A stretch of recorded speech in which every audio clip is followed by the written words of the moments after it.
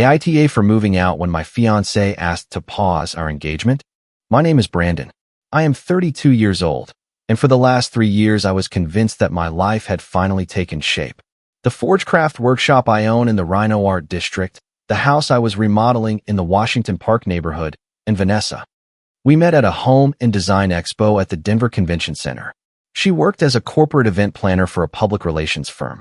She came to my booth asking about custom railings for a boutique hotel project in the historic Lodo District. I remember it perfectly. She was wearing a rust-colored dress, her hair put up with a pencil, and a notebook where she wrote everything down in tiny handwriting. I liked her from the very first minute. She was direct, curious. She laughed loudly. That kind of woman who looks you in the eye when she speaks and does not look away. We started dating. At first it was complicated because she traveled a lot for work, events in Boulder, Colorado Springs, sometimes even Fort Collins, but we managed. After about 8 months, she was already staying at my place 3 or 4 nights a week. After a year and a half, I asked her to move in with me. At 2 years, one Sunday afternoon in Larimer Square, with a ring I had custom made by a metalworker friend from Boulder, I asked her to marry me. She said yes, crying, with her hands trembling and a group of people at the next table clapping. The wedding was scheduled for November. We booked a venue outside Golden, a beautiful place surrounded by open fields and with a stone pavilion where we would have the ceremony. Vanessa was very excited about the preparations. She had a Pinterest board with more than 400 pins. She would send me pictures of centerpieces, menus, color palettes. I saw her happy and thought, this is what it feels like when things are going well. Until they stop going well. It was gradual, like it almost always is. First I noticed that Vanessa no longer left her cell phone on the table when we ate dinner. She took it to the bathroom, to the patio, even when she went to get a glass of water in the kitchen. Then she started coming home late from work more frequently. The client changed the setup date. The meeting with the audio provider ran long. I had to stay to supervise the teardown. I just nodded. I am not jealous by nature. I grew up watching my dad trust my mom without asking questions, and I always thought that was the right thing to do. But there was something different. It was not just that she arrived late. It was how she arrived, distracted, absent, with a weird smile, like someone who has just closed a conversation they do not want to share. One Thursday in March, Vanessa had to go to a networking event for her company at a restaurant in Cherry Creek. She told me she would be back around 10. At 11:30, I sent her a message. Everything okay? She replied with a yes. I am almost leaving, sorry. She arrived past midnight. She smelled like a different perfume. Not hers, something sweeter, heavier. I did not say anything. 2 weeks later was the moment that changed everything. Vanessa left early for work. A Friday. She had a meeting with a new client who was organizing a medical convention. She left so fast that she left her laptop open on the dining room table, still plugged into the charger. I was having some leftover breakfast burrito I had heated up from the day before for breakfast, and the screen lit up with a notification. It was a message. The name said Ian, Pharma Conference. The preview showed 3 lines that shattered my world. Last night was everything I needed. Thank you for listening to me like no one else does. I froze with my fork halfway to my mouth. I felt the hot sauce burning my tongue, but I did not move. I put the fork on the plate, wiped my hands, and opened the laptop. 3 months of conversations. Ian was a pharmaceutical executive that Vanessa had met while organizing a medical congress in Colorado Springs. They started talking about work, then about likes, then about dreams, then about frustrations, and at some point in February the conversation crossed the point of no return. With you I can be the version of myself that I hide. Brandon is a good guy, but he does not see me. You see me. Sometimes I wonder what would have happened if I had met you earlier. I am falling in love with you, and I do not know what to do with that. The dates of the messages matched the nights Vanessa had told me she was in late meetings, client dinners, or having coffee with her friend Paige. There were mentions of meetups. A coffee on Larimer Street that turned into dinner. A dinner that ended in a cocktail bar in the Rhino District at 1 in the morning. The messages from the night before, a Thursday, showed that they had seen each other while I thought she was at her networking event. I read everything, every message, every emoji, every good night she sent him after giving me a kiss and lying down next to me. I closed the laptop, sat on the living room couch, and stared at the ceiling for I do not know how long, maybe 20 minutes, maybe an hour. The workshop could wait. Everything could wait. The only thing that could not wait was what I was going to do about this. I did not call Vanessa. Instead, I took screenshots with my cell phone. I photographed the laptop screen as if I were documenting a piece for a client. Methodical, cold. Every conversation, every date, every lie recorded. Then I called my sister Brianna. She lives in Aurora with her husband and her 2 kids. Bree is the most grounded person I know. She does not yell. She does not dramatize. She just listens and then says exactly what you need to hear. Are you sure of what you saw? I sent you the screenshots. Long silence. Then, what are you going to do? I am going to end this, but my way. Do you need me to come over? Not yet. I will let you know. I spent the rest of Friday organizing. I called the venue outside Golden. Mrs. Amanda, the owner, was kind. She explained that with 6 months' notice, they could refund 80% of the deposit. I canceled the appointment with the florist. I sent a message to the caterer who was going to prepare the menu Vanessa had picked for the dinner. Then I did something that hurt me more than all the rest. I called my mom. My mom, Diane, lives alone in a house in the Park Hill neighborhood since my dad died 6 years ago. She is a strong woman, the kind who gets up at 5 in the morning to tend to her garden, even if there is nothing to do. When I told her what I had found, she stayed quiet for a long while. My son, and are you okay? No, Mom, but I will be. Do you want me to call her parents? No, I will handle it, but I need you to come to the apartment tonight. Bring Bree if you can. Next I called Vanessa's parents, Mr. Roger and Mrs. Claire. They live in Littleton, in a house with a huge backyard where Mrs. Claire has a beautiful flower garden she tends with fresh flowers every week. I told them I needed to talk to them and Vanessa that night. I did not explain why. Mr. Roger asked if everything was okay. I told him, "You need to be there, it is important." I packed my essential things in 2 suitcases. I took them to Bree's house in Aurora. I felt strange carrying my clothes up the stairs of her house, as if I were moving back into my teenage years. Her husband, Adam, helped me without asking questions. He just said, "You have a room here for as long as you need." I went back to the apartment at 5 in the afternoon. I sat in the kitchen to wait. Vanessa arrived at 6:15. She was carrying a bag from the convenience store with coconut water and some chocolate chip cookies. She found me sitting at the kitchen counter with the lights off, except for the range hood light over the stove, that yellow light that made everything look like an old movie scene. "What are you doing in the dark?" she asked, putting the bag on the fridge. "Sit down, Vanessa." Something in my tone stopped her. She sat on the stool in front of me. She put her cell phone on the counter, face down. "A new habit. I need to tell you something," she said first. "I have been thinking a lot about us, about the wedding, about everything." "Tell me." "I love you, Brandon, truly, but I feel overwhelmed. I feel like we got engaged too fast, and I need time to be sure. I want to pause the engagement. Not break up, just breathe." I looked at her. She had watery eyes, her hands clasped tightly on the counter. She seemed nervous, but there was also something else. Relief, as if she had rehearsed that speech many times and was finally letting it out. "How much time do you need?" "I do not know. A few weeks, maybe a month. Time to think about us, or time to see if the thing with Ian works out." The color drained from her face as if someone had pulled a plug. Her lips parted, but no sound came out. "Ian from the pharmaceutical company, the one from the medical convention, the one who understands you like I never could, the one who makes you feel alive. Brandon, you left your laptop open this morning. The messages were there. 3 months, Vanessa. 3 months lying to my face." She got up from the stool. She started pacing the kitchen like a caged animal. "You had no right to read my conversations. You left the screen on at the table where I eat breakfast. But we are not going to argue about privacy when the problem is that you have been involved in an inappropriate relationship with someone else for 3 months while I cancel my schedule to go taste wedding cakes. It is not a relationship. We never crossed that physical line. That is what you tell yourself to sleep peacefully, that since there was no physical involvement, it does not count. You told him you were falling in love with him, Vanessa. You told him that I did not see you. That is worse than anything physical." She sat down again. Tears started to fall, but I no longer felt them like before. They did not soften me anymore.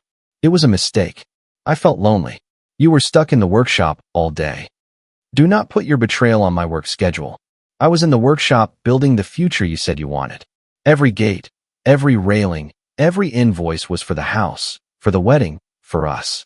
And while I was sweating at the forge, you were sending hearts to some guy in a suit. The doorbell rang. Vanessa looked at me with her eyes wide open. Who is it? Our families. I asked them to come. No, Brandon, no. Do not drag my family into this, please. You dragged our families into this when you accepted a ring while involved with another man. They deserve to know why the November wedding is not going to happen. I opened the door. On the right side were my mom and Bree. On the left, Mr. Roger and Mrs. Claire, who had arrived in their SUV from Littleton. The four of them looked at each other with that confusion that precedes catastrophes. Come in, please. Thank you for coming. The living room filled with a thick silence. Vanessa was sitting in the armchair with her hands between her knees, her face red, her eyes swollen. I remained standing. Vanessa and I are not getting married, I said. I discovered that for 3 months she has been maintaining an inappropriate emotional relationship with a man she met at a work event. She lied to him telling him she was single, and she lied to me making up meetings and dinners to see him behind my back. Mrs. Claire brought her hand to her mouth. Mr. Roger looked at his daughter with an expression I had never seen on him. It was not anger, it was something deeper. Disappointment maybe, or shame. Is it true, daughter? Asked Mrs. Claire with a broken voice. Mom, it is not what it looks like. I have the screenshots. I said, you can see them if you want. 3 months of messages. Dates that match nights she claimed to be working or with her friend Paige. I took out my cell phone. I offered it. Mr. Roger took it first. He read in silence for a long minute. I saw how his jaw started clenching. He passed the phone to Mrs. Claire, who read for less than 30 seconds before closing her eyes and giving it back to me. You told this man you were falling in love with him? Murmured Mrs. Claire, while engaged to Brandon, to this young man who loves you, right? I was confused, Mom. My mom, who had been quiet with her hands in her lap, spoke for the first time. Confused is not knowing what dish to order. What you did was make a choice, and you chose wrong. Bree put her hand on my shoulder. She did not say anything. She did not need to. Mr. Roger stood up, ran his hand over his face, looked at Vanessa with that harshness parents have when they know their daughter is not the victim. You are going to pack what you need tonight. You are coming with us, to Littleton, and tomorrow you are going to start fixing the mess you made. Vanessa looked at me one last time. She was searching for something in my eyes. Forgiveness, maybe, or a crack to slip through. She found nothing. They left at 9. Mrs. Claire came over before leaving and took my hands. Forgive me, Brandon. I raised her better than this. I told her I had nothing to forgive her for. My mom stayed a little longer. She made me some herbal tea in the kitchen while Bree washed the glasses nobody had used. Before leaving, my mom hugged me at the door and told me, your dad would be proud of how you handled this. It was the only thing that made me cry all day. That night, alone in the apartment, I called the locksmith. By 11, I had a new lock. The following days were mechanical.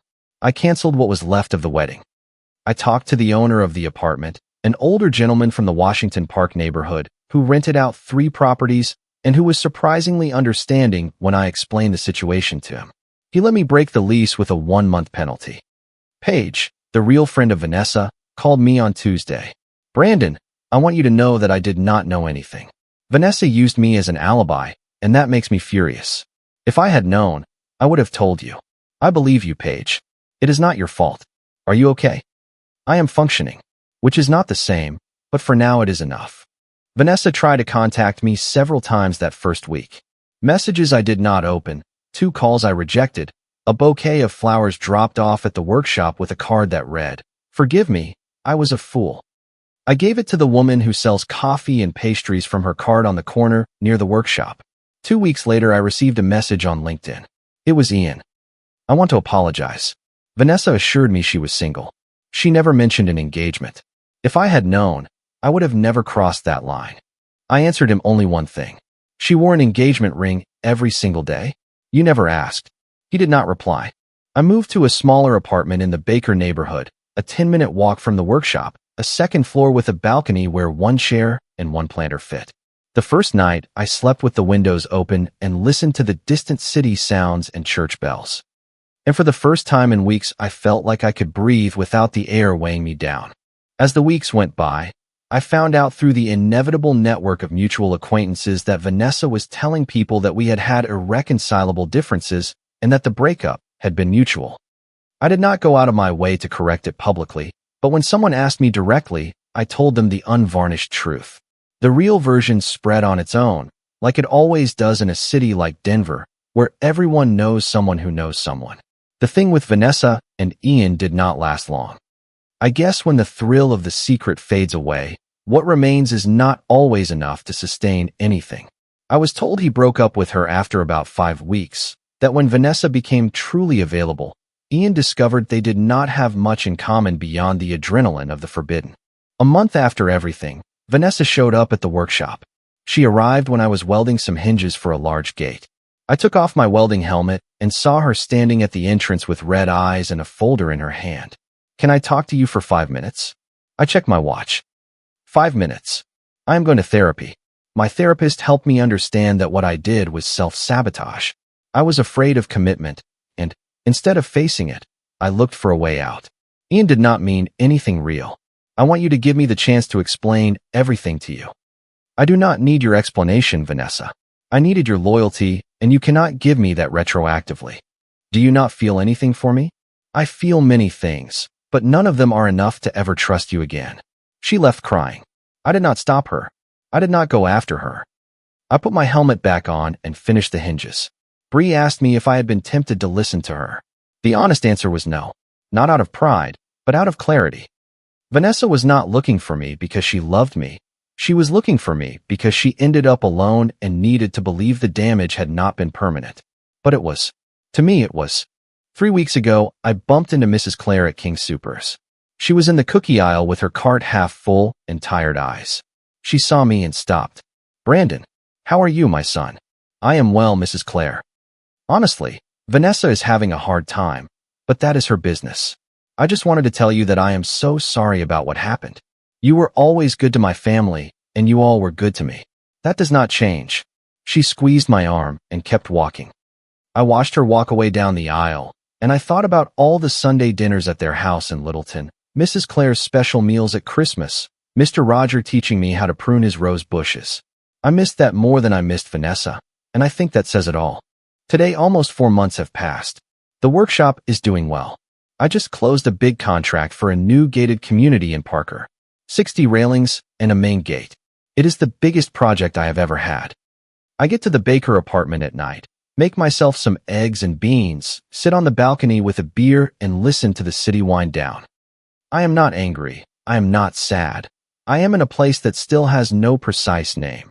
Something between acceptance and rebuilding, like that moment in the blacksmith shop when the metal has just come out of the fire, but it does not have a definitive shape yet. It is hot, malleable, open to whatever comes. Vanessa wanted to put me on pause while she decided what she wanted. What she did not know is that I am not a plan that you freeze and thaw out when it is convenient. I gave her the space she asked for, all the permanent space. I learned that when someone asks you for time to think, they have usually already thought about it. They are just looking for a way to land on their feet. I learned that having the proof before speaking strips the other person of the power to rewrite history. I learned that involving families hurts, but it is better than spending months fighting against made-up versions. And most importantly, I learned that I prefer an empty but honest bed over a shared bed with someone who uses me as a backup while looking for something better. Comment. I have been reflecting on this story a lot lately, and it really hit home for me. I believe we all deserve someone who chooses us fully, without any hesitation or hidden truths. Setting clear boundaries is not about being harsh, but about protecting your peace and self-respect. Taking responsibility for our own healing is one of the most powerful steps we can take after a difficult chapter. I have learned that true kindness begins with being kind to ourselves first, even when it feels hard. Choosing peace over chaos may feel lonely at first, but it opens the door to real happiness. You have the strength to walk away from anything that no longer serves your growth. Remember that your worth is not defined by someone else's choices.